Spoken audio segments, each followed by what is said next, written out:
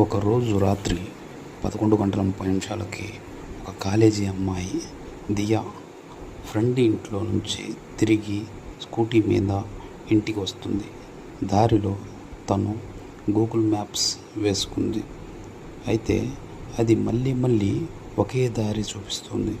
అటుగా తిరగమని చెబుతుంది. ఆమె ఒక చిన్న రోడ్డులోకి మళ్ళింది.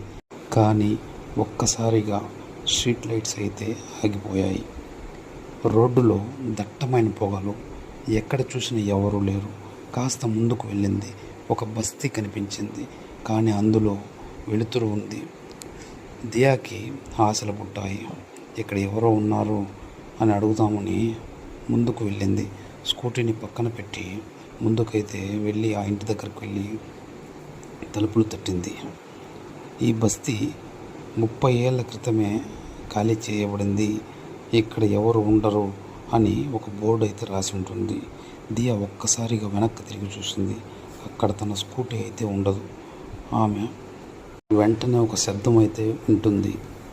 ఆ శబ్దం ఎలా ఉంటుందంటే, దియా, ఇంక నీవు ఎక్కడికి వెళ్ళ